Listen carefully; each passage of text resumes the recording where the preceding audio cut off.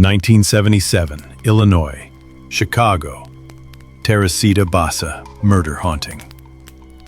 It began with fire. On February 21, 1977, thick smoke poured from apartment 15B at 2740 North Pine Grove Avenue in Chicago. Firefighters burst through the door and found a mattress engulfed in flames. Underneath it, they discovered the charred body of a woman, naked, a butcher knife still buried deep in her chest. The room was quiet. Too quiet.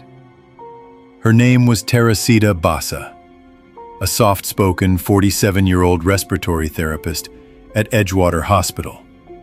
She lived alone. She had no enemies, no history of violence. Nothing about her life hinted at the brutal way it ended. Detectives called it a robbery gone wrong, but something about it didn't sit right. Nothing had been stolen. The killer had set her on fire, but made no effort to escape unseen. The only clue they found? A scribbled note in her calendar that read, "Get theater tickets for AS."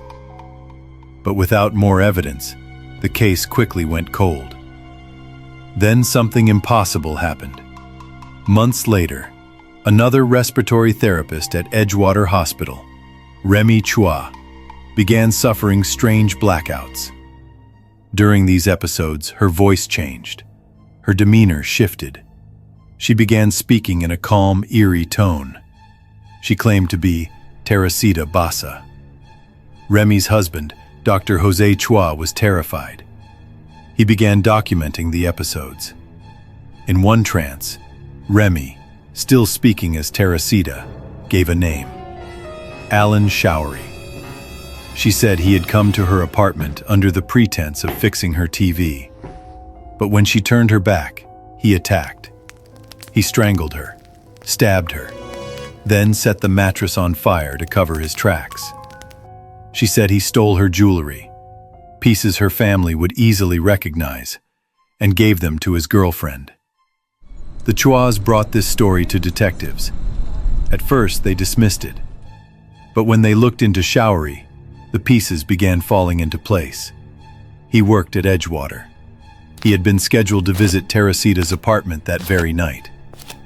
When confronted, his alibi cracked. Detectives visited his girlfriend's home and found her wearing Teresita's jewelry. Her family confirmed it beyond doubt. Faced with the evidence, Showery confessed. The murder was solved, not by forensics, but by a ghost. But even after the confession, something lingered. Remy continued to have visions. Cold breezes passed through rooms with closed windows. Lights flickered. At Edgewater Hospital, night nurses reported seeing shadowy figures in the halls. Others claimed to hear faint piano music. Teresita had been an accomplished pianist. One night, Remy had a final dream. She saw Teresita standing in a white dress, surrounded by candles. She smiled, said, "Thank you," and disappeared into a soft light. After that, the hauntings stopped.